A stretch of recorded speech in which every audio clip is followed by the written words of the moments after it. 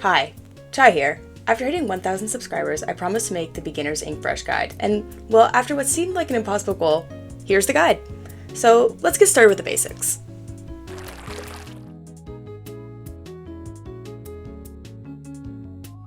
First and foremost, how does the Inkbrush work and what is its role? Inkbrush has two different modes. One for attacking, and another for quick movement and running. To run with the brush, hold down the right trigger and move forward. Bumping into opponents deals a total of 20 damage. To kill an enemy with this method, you have to bump into them a total of 5 times. Keep in mind, Inkbrush has a knockback effect when running over opponents with the brush. Go into the attacking mode, mash your right trigger by repeatedly pressing it down as fast as you can. Each hit from the brush does 30 damage. It takes 4 hits in attack mode to kill. This can be an issue for some people, and unfortunately Inkbrush is a weapon that is inaccessible to some. As someone with joint problems, I found, personally, using a third-party controller and rerouting my buttons has helped. However, I'm quite dedicated to the weapon, so buying a new controller is not an option for everyone. Inkbrush has a few things going for it in terms of positioning. Inkbrush is a melee weapon, having to get up close to get kills. However, it also has what's known as area of effect damage, commonly known as AoE. This means Inkbrush can position itself on high ground and do damage to those below it, without really even aiming. As an Inkbrush, your best fights are ones in which you have the high ground, as it makes it harder for weapons, primarily shooters, to hit you, but also you have a longer sense of range because of the AoE damage you can inflict to those below you. This is why Humpback Pump Track is such a good Inkbrush map. Getting on top of the humps, you are able to hit those below it more, effectively extending your range.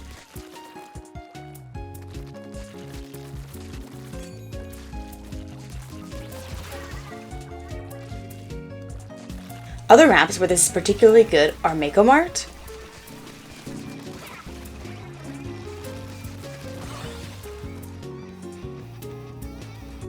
Inkblot Art Academy,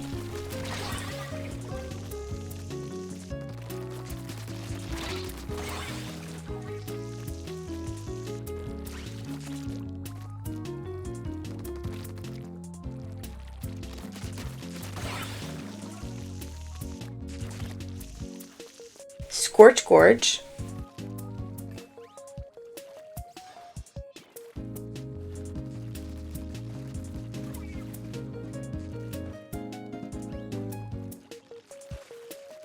Umami Ruins,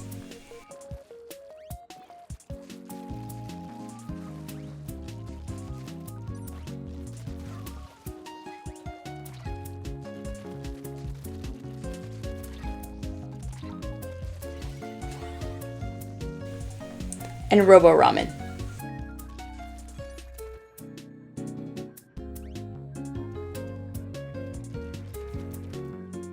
Running with the brush also presents a unique interaction with grates and uninkable surfaces, where you are able to brush across at normal speeds. Grates and uninkable are your friends, as you can quickly outpace the enemy team as well as kill underneath on the grates. You can use this to either rush the enemy team on these surfaces or use them to quickly flank and get behind. On Inkbrush, I like to take grates, especially on Crab Lake Capital, to rush the enemy team from above and either get chip damage or kill with fall off. On Inkblot Art Academy, I like to use the brushing movement to quickly flank and get behind the enemy team into their bats on a push. There's many more maps where you can use grates and uninkables to your advantage, so don't be shy in trying some flanks with these options.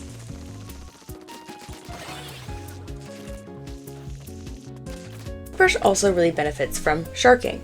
Sharking is when you hide in your team's ink and wait for an enemy to approach and kill them. Inkbrush has a pretty fast kill time up close, so sharking can be useful when trying to get picks or if you manage to get behind and wait for an enemy to cross your path. When sharking, you want to make note of a few things. How locatable is your shark? And when is the best time to lunge? I am often guilty of taking bad sharks and attacking too early due to being too eager and impatient.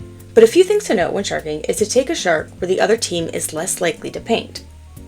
For example, sharking on the lower side of a ramp rather than on top of it. Since the enemy team will paint up on their ramp on retake, sharking on top of the ramp will give up your position, opposed to the side of the ramp where you can use your AoE to kill in that same spot. There, your shark is less obvious and more effective. You want to pick spots where your enemy is unlikely to paint upon retake, but also not completely out of play. Spaces on the edges of structures, against walls, or in the tiny spits of ink are the best sharking positions. When sharking, patience is super important. Especially on Inkbrush, if you attack too early, the opponent may be out of your range, and revealing yourself too early can make you trade or even worse, get you killed. You want to time it right so you're well within range and able to effectively get the kill. Don't be afraid to jump back to your teammates or flank if your shark doesn't work out. If you're wanting to play more of a sharking type of playstyle, I recommend checking out Kraken Mayor's channel, who I've linked below. They do this a lot better than I do and have more experience with this playstyle. What makes Inkbrush such a difficult weapon isn't the skill required to master the weapon, but more so the thought process that goes behind playing it. With such fast mobility and a lack of range, Inkbrush can struggle against longer ranged and AoE weapons, especially given the maps and lack of flanks present in Splatoon 3. So to play Inkbrush effectively, it takes a lot of creativity and thought to know how to properly position yourself in battle and how to best help your team get in for pushes or get picks yourself. This game sense comes with the understanding of your weapon role as an Inkbrush and what you can do with the weapon itself.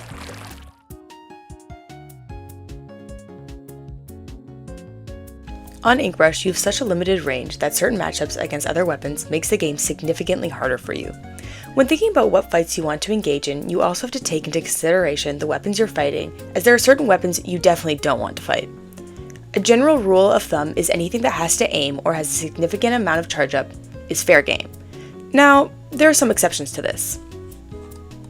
Rollers. Do not interact with rollers unless you have to or can get a jump on them. They can kill you well before you can even get within their range to kill them. So to combat this, throw bombs at their feet and place mines to mark them, depending on which kit you're using. Keep note of their location and stay clear of that area.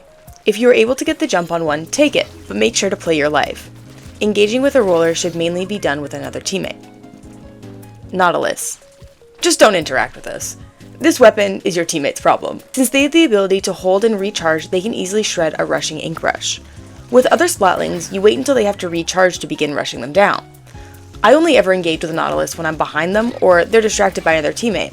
Bomb them out when you can, but in general, I tend to leave this thing alone. AoE weapons. Buckets and blasters.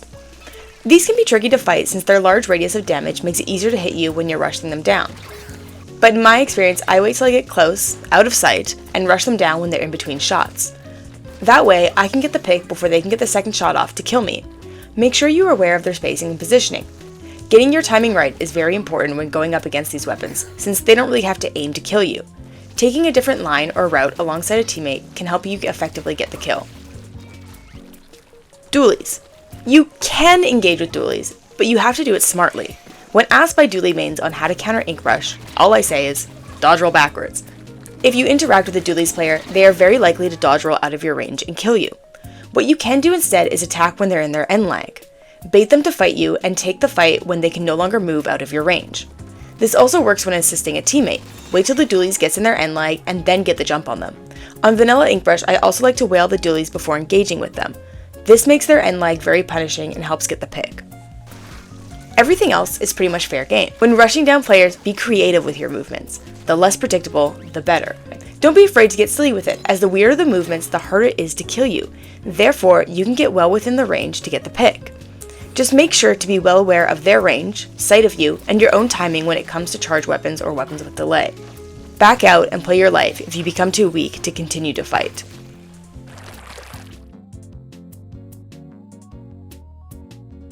I mentioned weapon roles quite a bit now, so what are weapon roles? Your role is essentially what your weapon wants to do in the game. Slayers get kills, anchor sit on the backline, get kills, provide jumps, support weapons provide a lot of paint and special output, and skirmishers start fights and provide distractions. Inkbrush often falls into the role of skirmisher or slayer, depending on your playstyle and the situation. Personally, I prefer the skirmisher role. However, there are Inkbrush players who excel in the slayer role, so it's up to you as a player to figure out which playstyle best suits you and the current team composition you are on. What makes a good skirmisher? Skirmishers are often defined as weapons with low range or unreliable kill times, but are highly mobile. Other examples of good skirmishers are weapons like tetradualies, wipers, and dually squelchers. Skirmishers want to start fights for their slayers to come in and finish for them. I like to think of skirmishers as the bait. My kill to death ratio looks like this, so my slayers can look like this. As the bait, I'm going in to distract the enemy team, force them to look at me so my slayers can kill them while they're distracted by me. Skirmishers are not very good in 1v1 fights due to their unreliable kill time or lack of range. However, when left alone to get behind enemy lines, they can be dangerous. Not giving enough attention to the skirmisher can prove deadly for the other team, but focusing too much attention on them can also lead to the slayers being able to get in and get picks. So, in short, your goal on Inkbrush is to draw attention towards yourself and stay alive as long as possible till you can get help from a teammate or find a way to get the pick yourself. The longer you have their attention, the better. As an Inkbrush, you are wanting to start and pick up in 2v1s. Like all weapons, you're better in 2v1s than you are in 1v1s, but this is especially true for Inkbrush as it is your job when playing Skirmisher to start these fights. This strategy also works in retakes, forcing everybody to look at you on one side of the map while your team re-enters on the other. Yes, I may die doing this, but that's what quick respawn is for, which we'll touch on later. How can we play a good Skirmisher in solo queue? Well, in short, skirmishing in solo is a difficult task. In team play, I can call out my position and what I'm doing in order for my teammates to help me, whereas in solo queue, my only option is the this way button, and it's really not all that reliable. This is where changing playstyles and being adaptable and creative comes in. In solo, since there are no voice options, I like to get more creative with my plays, take more flanks, and overall play more of a Slayer Inkbrush than I do a skirmishing Inkbrush. So how do we play Slayer Inkbrush? Inkbrushes who are going to finish fights rather than solely starting them have to be well aware of their teammates and the game going on around them. Personally, when I play to get kills, I like to wear Ninja Squid, so it's easier to move around without getting seen. As a Slayer Inkbrush, you're going to want to help finish fights you see your teammates engaging in, getting behind enemy lines, and taking fights you are guaranteed to win, while still making sure to back out and play your life if it goes wrong. To do this, I make note of the enemy's positions and engage when safe to do so. Knowing your enemy's weapons and common positions helps with getting kills. If I know a weapon I don't match up well against likes a position in a certain spot, I can avoid that area until it's safe to do so, or throw bombs in that direction. Knowing where everyone is at all times is so important when you don't have the range to have a fair fight with a majority of the weapons in the game. On Inkbrush, you have to think about the engagements you want to take and how to take them before you even begin moving forwards. Now, since Inkbrush falls into both roles, you should be wanting to play the weapon fluidly. Obviously, you can favor a certain style, but you should be swapping between roles when the game calls for it. I do this a lot on my current team. When playing with the dualies, we can swap between one of us playing Skirmisher and the other playing Slayer. This works when the current Skirmisher draws attention towards them. The Slayer goes in to take the fight, but if they cannot finish the kill, they then begin playing for their life and taking attention away from the Skirmisher. The Slayer now becomes a Skirmisher, and the old Skirmisher becomes a Slayer and begins to attack.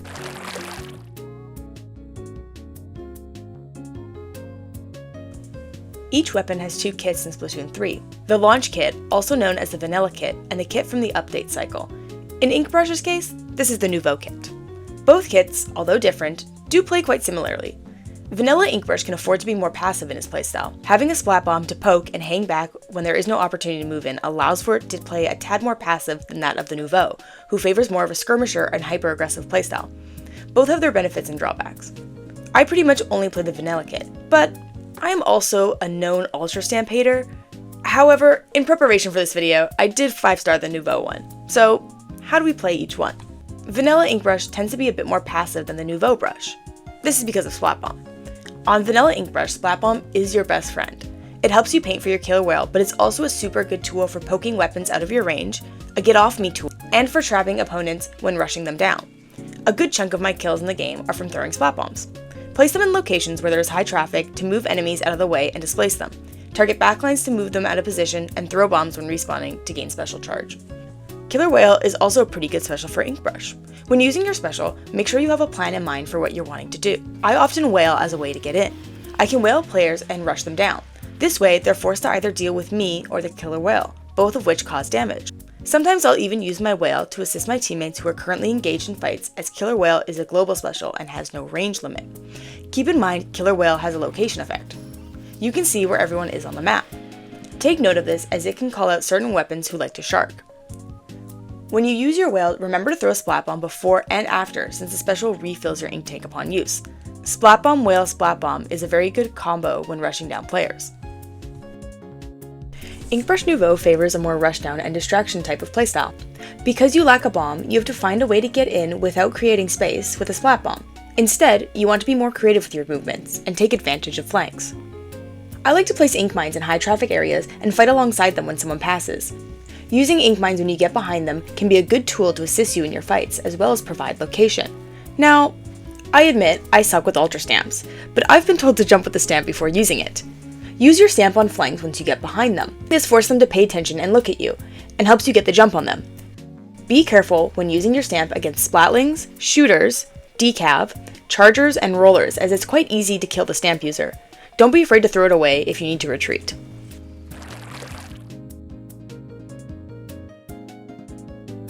Inkbrush is actually pretty flexible in terms of gear. On Inkbrush, there's a lot of variety in what you should or want to be running.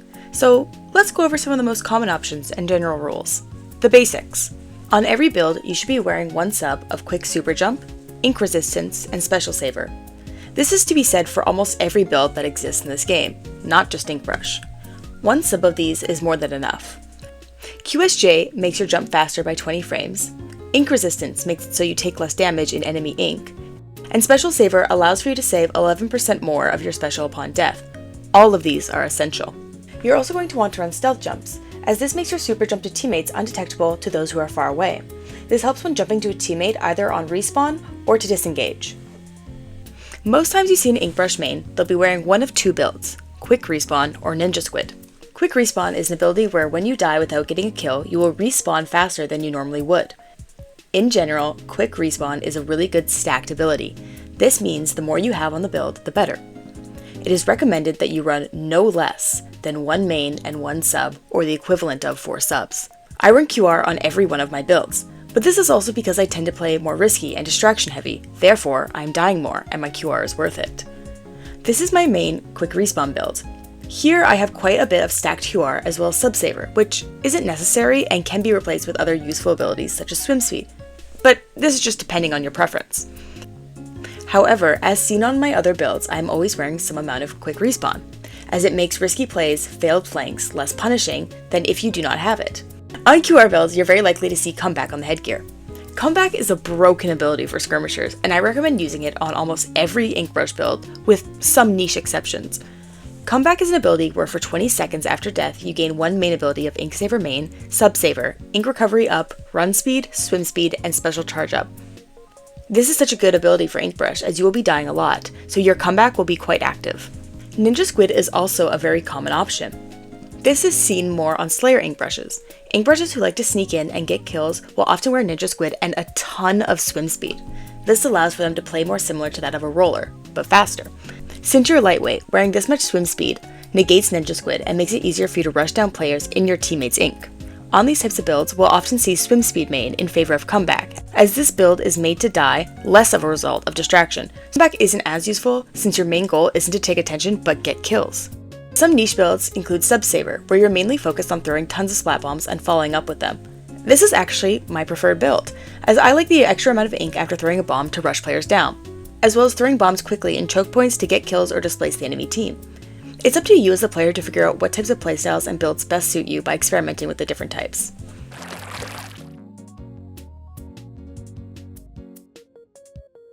There are 4 different anarchy modes in the game: Splat Zones, Tower Control, Rainmaker, and Clan Blitz. We'll start by discussing the easiest conceptually of the 4, Splat Zones. Splat Zones gives you the most freedom and support of all the modes. Because the objective is fixed and someone does not have to be manning the objective, you are free to have support from all teammates, so make sure you're aware of their positions and try your best to play with them. When playing Splat Zones, make sure you're aware of the weapons you roll out with, as this may impact your role. If you end up with teammates who have weak paint output, you may have to focus your attention on painting the zone more than you usually would. In general, play Splat Zones quite aggressively, take flanks, be annoying, and go for kills when you can. Remember what your weapon is good at, and position where you have the advantage in fights. Once the zone is capped, you should be going forward into the enemy base, either to distract them from objective or fight them directly. Don't be afraid to take a shark here as well, as you can quite easily sneak up behind them.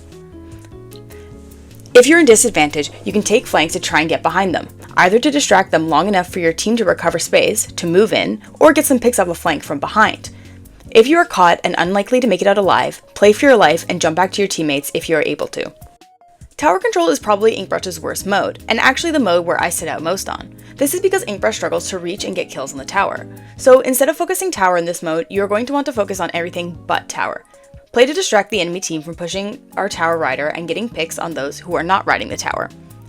If needed, you can attack from underneath, but this is incredibly unreliable and could lead to you dying. Other options you have are attacking from above the tower. This is actually where Inkbrush can excel. If you are high enough above, your fall-off can kill those below it or combo with your teammates, so use this when you can. Splat Bombs and Killer Whale are also an option to use when pushing the tower. There are two maps, which surprisingly are tournament eligible, that I would recommend Inkbrush on, Manta Maria and Sturgeon Shipyard. Both of these have what's known as Short Tower, and you can have full range of damage when pushing these. I'd also recommend that you avoid Bluefin Tower, or skip that rotation entirely if you want to play Inkbrush. The tall tower makes it really hard to reliably do damage on the tower rider. Rainmaker is one of the preferred modes for Inkbrush. Since Rainmaker is the fastest paced mode in the game, this is where you can really excel on Inkbrush. You want to be taking attention away from the Rainmaker carrier and getting picks when you can. Your goal here is to die so the Rainmaker doesn't have to. Take flanks and get picks when you can, but your main goal is to protect and take attention away from the carrier. Similar to zones, when on defense, you can take flanks and draw attention towards yourself. They have to look at you as you're a threat to take out the Rainmaker. Once you flank, if you are unable to do anything or too far to play, jump back to your team and begin to play alongside them. However, if the enemy team is not paying attention to you, you can rush down the Rainmaker and stop their push. Don't use the flank 100% of the time, as this will become predictable. Change up the way you defend and only flank when there's an opportunity. You don't want to be the Rainmaker carrier on Inkbrush, but it's not the end of the world if you have to pick it up. In solo queue, sometimes you have to be the carrier, but I would not recommend you carry the majority of the time. Clam Blitz, the Inkbrush mode. On Inkbrush, your main goal is to collect clams and keep your team's economy up. Objectively, my gameplay is incredibly boring on clams, because all I do is collect and die. Try to memorize the areas in which clams spawn and collect as fast as you can. Once you make a ball, there's a few options you can do. What I recommend doing is throwing the ball to a teammate who has the lowest mobility on your team. This way, they can safely hold on to it when your team is ready to push. From here, you should go on to collect more clams to either make a second ball for yourself, have enough to throw to a teammate to make another ball, or have a lot of clams on your team's side for initial push. Once your team has a good economy, you've effectively done your job. So what do we do when we're pushing? Do not rush the power clam. This rarely works past A rank. If you rush the power clam by yourself, you are not helping your team in the slightest. Yes, you may get your team on the board, but this puts your team at a heavy disadvantage. This makes it so your team has to fight a 3v4 while you're on the flank of a sentry with no one or no clams to follow up with you. Even if you do score here, you give your team a penalty and the other team a pity clam, so now when they push, they have 20 more points without having even to collect those clams. Do not push by yourself unless you have a team plan to do so. So what do we do instead? We push when the team is ready to go. What we like to do on my team is give me the power clam and everybody else goes and fights while I rush in. Here, we send me because I can rush it in while they're distracted by my teammates. Then, our backline, who usually has another power clam, can follow up and score. Rush the ball when your team is ready, or if you do not have the ball, rush down the enemy team alongside your own teammates. If you have 2 power clams and a good economy, there is a funny move you can do where you flank with your power clam while your teammates push on the other side. This is less successful in solo queue, but I've been able to pull it off a few times. What this does is force the enemy team to split their attention between you on the flank with the ball and your teammates pushing on the other side. They have to pay attention to both, as both sides are a threat to score. Here, you're not really wanting to score, but more so take attention so your teammates can push in and score their clams. Stay alive as long as possible, and hopefully once your teammates score, they'll either pick off the people distracted by you, or you can jump to the basket with your power clam. Alternatively, if they do not pay attention to you, you can rush in and score your ball and then flank from behind and assist your teammates on their push. Now, there is a time to rush the ball on your own, and that is in overtime when the clock is near the end. This still has to be timed correctly in order for it to work out. Too early and your team can't follow up with it, and too late, either your team is dead or you've run out of time. In this situation, rush the ball when there is an opening and hope your teammates can follow up and jump to you with clams. We did it here in a clutch game, where I rush as soon as 2 go down and there is an opening. This works since we know in overtime everyone now has to jump to me with the power clams, while I stay alive as long as I can. I rushed not too early that I got killed, or we didn't have enough clams, but also not too late that they all respawned or we ran out of time. This type of game sense does take practice, and is a lot easier when you're on a team. So for solo play, it is a lot tougher to pull off. So that's all I got, and I guess this is the end of the guide. Once again, thank you so much for 1K subscribers and supporting my channel. I hope this guide helps you guys out.